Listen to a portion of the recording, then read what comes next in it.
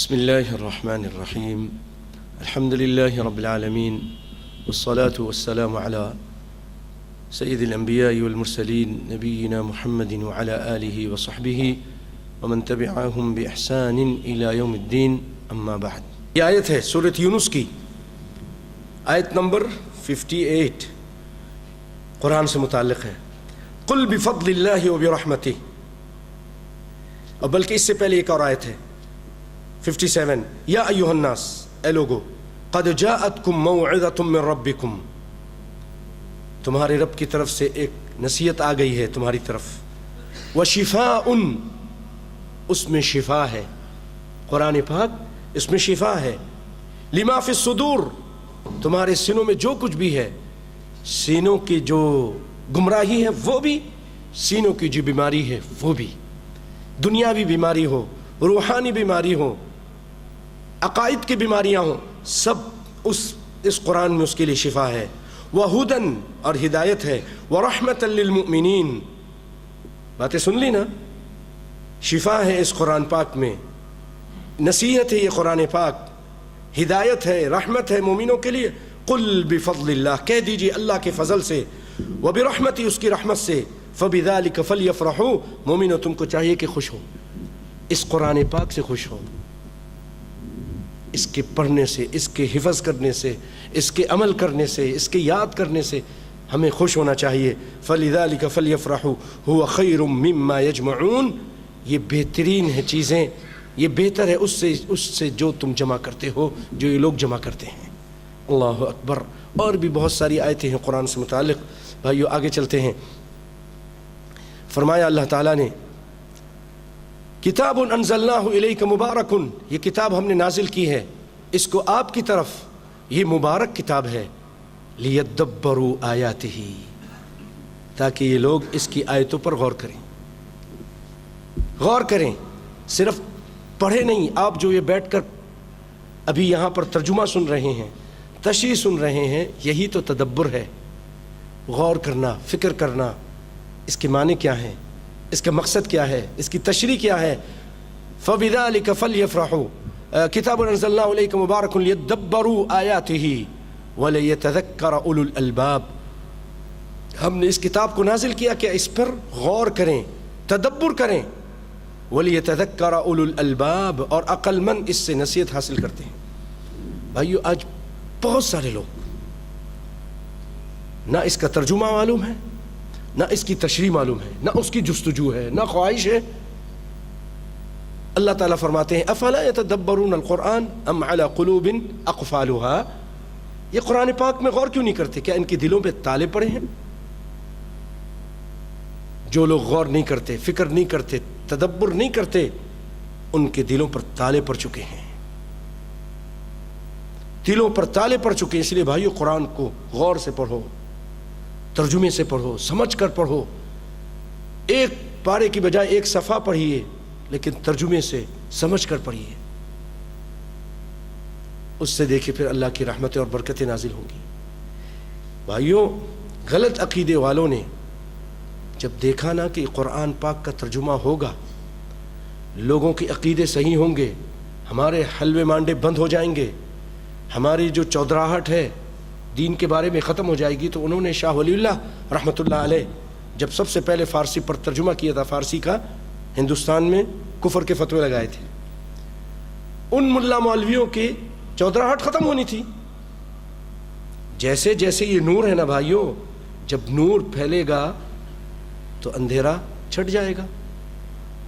ضلالت و گمراہی، شرک و بدعت کا اندھیرا، گھٹا ٹوپ اندھیرا، یہ قرآن و سنت کی روشنی سے ختم ہو رہا تھا.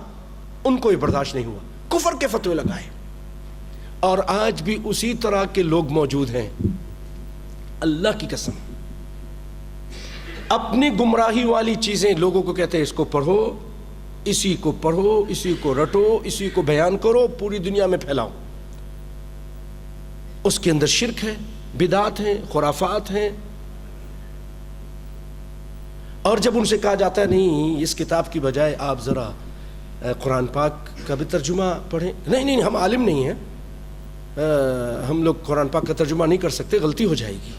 اچھا بھائی غلطی ہو جائے گی تو پھر ترجمہ والا قرآن پاک بڑے بڑے علماء نے اور بہت سارے علماء نے اس کو بعد میں پڑھ کر اس کو سرٹیفکیٹ دیا کہ یہ ترجمہ صحیح ہے. اب وہ اس کو پڑھیں پھر بھی نہیں مانتے. اپنی ہی وہ گمراہی والی کتاب جس کے اندر شرک بدعت ہے اسی کو کہتے ہیں پھیلاؤ.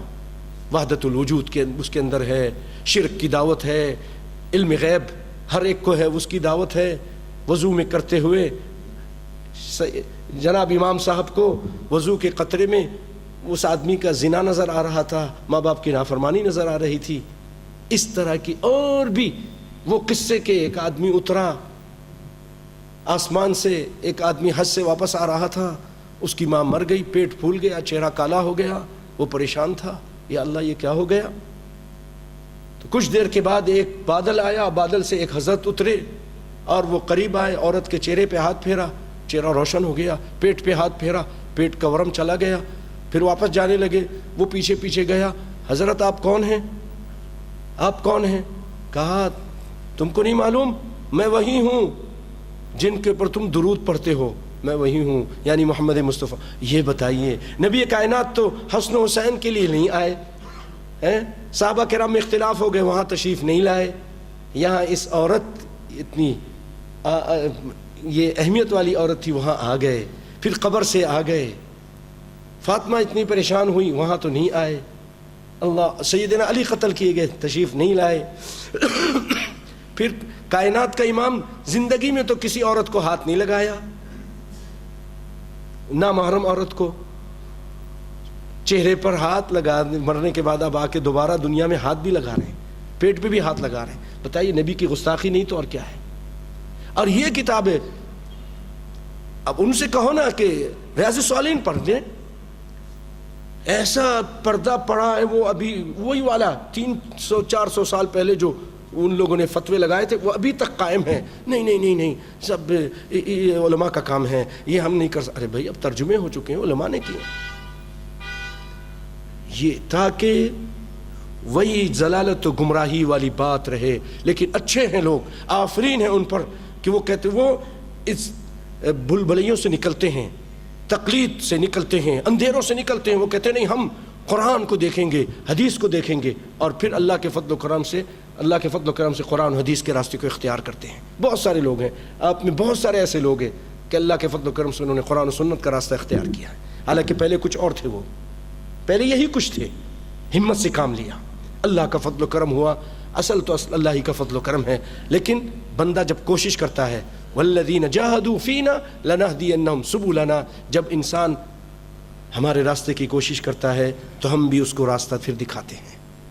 کچھ جستجو ہو, کوشش ہو, کتاب کھولے, اپنے عالم سے پوچھے, پھر اور اچھے عالموں سے پوچھے, پھر دیکھے تو اللہ تعالیٰ اس کے لیے راہیں کھول دیتے ہیں. لِيَدَّبَّرُوا آيَاتِهِ وَلِيَتَذَكَّرَ أُولُو الْأَلْبَابِ وَوَهَبْنَا لِدَاوُودَ سُلَيْمَانَ نِعْمَ الْعَبْدُ إِنَّهُ أَوَّابٌ. بھائیو آگے چلنے سے پہلے میں آپ سب سے پھر یہی گزارش کروں گا کہ اللہ کے لیے قرآن پاک کو ترجمے سے پڑھیے, تشریح سے پڑھیے. بہت ہی پیاری یہ کتاب, اپنے گھر میں اپنے بچوں کے سامنے کم از کم ایک صفحہ, ایک آیت اور اس کا ترجمہ ضرور اس کو پڑھیے, رکھیے اس کو, یا بچوں سے کہ یہ خود پڑھو, یہ قرآن پاک ہے. بیٹی تم بھی پڑھو, گھر میں رکھیے. بیٹا تم بھی پڑھو, بیوی سے کہے تم بھی پڑھو. سب کو بولیے پڑھنے کے لیے, علم آئے گا اور گمراہی اللہ کے فضل و کرم سے دور چلی جائے گی, اللہ کی رحمتیں اور برکتیں نازل ہوں گی. اپنی عادت بنائیے بھائیوں, اور ہم اس وعید سے بھی نکل جائیں گے کہ کیا تمہارے دلوں پہ تالے ہیں, اور کم از کم یہاں بھی تشریف لائیے تاکہ یہ چیزیں سنیں. دنیا میں تم بہت ٹائم دیتے ہیں, کم از کم 1 گھنٹہ یہ اللہ کے دین کے لیے روزہ ہر ہفتے میں 1 مرتبہ دے دیں. خالص کتاب و سنت کی بات ہے, اس کے علاوہ اور کوئی بات نہیں آپ کو اللہ کے فضل و کرم سے. اللہ تعالیٰ آگے فرماتے ہیں وَوَهَبْنَا لِدَاوُودَ, ہم نے ہبہ کیا, عطا کیا داؤد علیہ السلام کو سلیمان سلیمان علیہ السلام دیے، بیٹے ہیں ان کے، نعم العبد، بہت ہی اچھے بندے تھے، انہ اواب، اور وہ بھی رجوع کرنے والے تھے، جیسے باپ رجوع کرنے والے تھے اللہ کی طرف، یہ بھی اللہ کی طرف رجوع کرنے والے تھے۔ پھر ان کا قصہ چل رہا ہے بھائیوں، یہ بھی ایک لمبا قصہ ہے۔ العشی الصافنات الجیاد، سلیمان علیہ السلام اللہ نے بادشاہت دی تھی اور جہاد کے لیے گھوڑے پالے ہوئے تھے، تیز، بہت تیز اور مضبوط یہ گھوڑے پالے ہوئے تھے آپ نے۔ اذ عرض علیہ، جب آپ پر یہ پیش کیے گئے، بالعشی، شام کے وقت، الصافنات الجیاد، الصافنات، تیز تیز رو گھوڑے،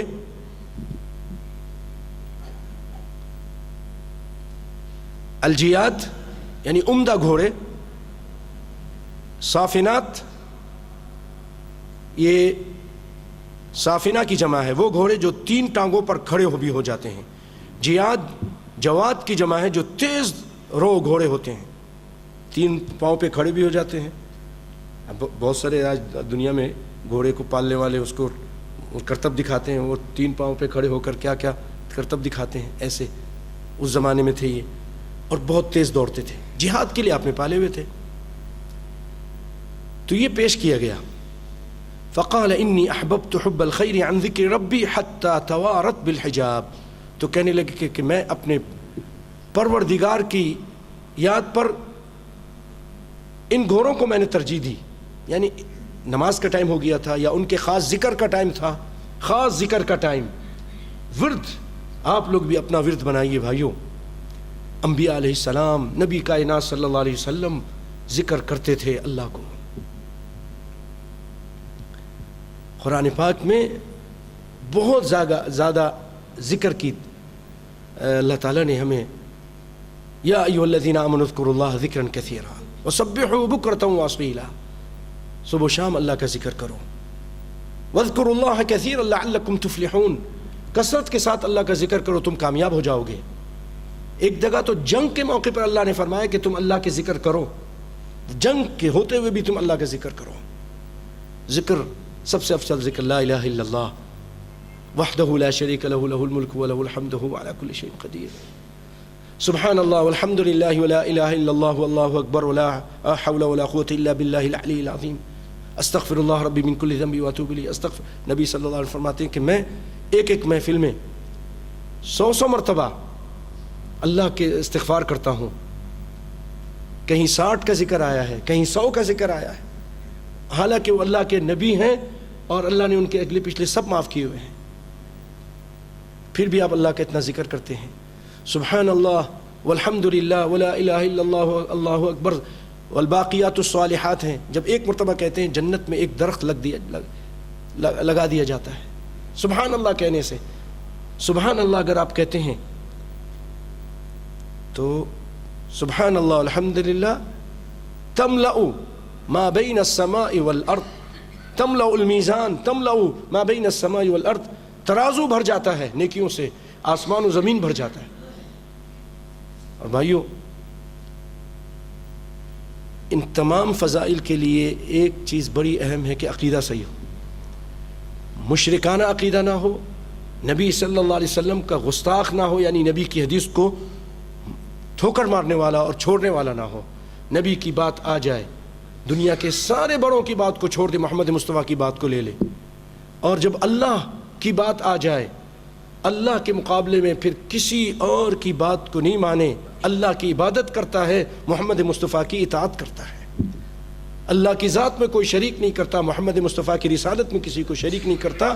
جب بھی اس طرح کا عقیدے والا، صحیح عقیدے والا بندہ ہو بھائی، وہ اگر سبحان اللہ کہے تو زمین آسمان نیکی سے بھر جاتے ہیں۔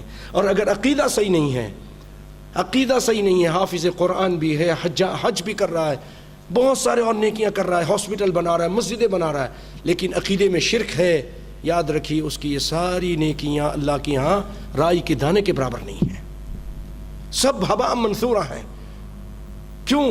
شرک جو ہے سارے نیکیوں کو تباہ و برباد کر دیتی ہے۔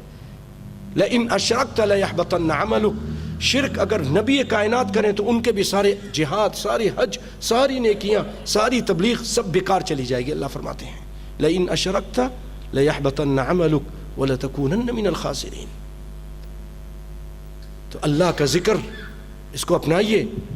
وہ ان کا خاص ذکر تھا، نماز کا ٹائم تھا یا اللہ کے ذکر کا ٹائم تھا، گھوڑے کو دیکھتے دیکھتے وہ ٹائم نکل گیا۔ فقال انی احببت حب الخیر عن ذکر ربی حتی توارت بالحجاب، یہاں تک کہ سورج وہ ڈوب گیا، پردے میں چلا گیا، چھپ گیا۔ یہاں تشریح نہیں آئی ہے کہ چھپنے والی کون سی چیز تھی، وہ انشاءاللہ آگے بتاؤں گا آپ کو۔ ردوها علی فطفق مسحا بالسوق والاعناق، تو انہوں نے کہا ان گھوڑوں کو دوبارہ لاؤ، اور پھر جب وہ لائے گئے تو آپ ان کی پنڈلیوں پر اور گردنوں پر ہاتھ پھیرنا شروع کر دیا۔ پنڈلیوں پر اور گردنوں پر اس گھوڑوں کے ہاتھ پھیرنا شروع کر دیا۔ اس کی تشریح، اور رب العالمین ہمیں دین کی فقاہت نصیب فرمائے۔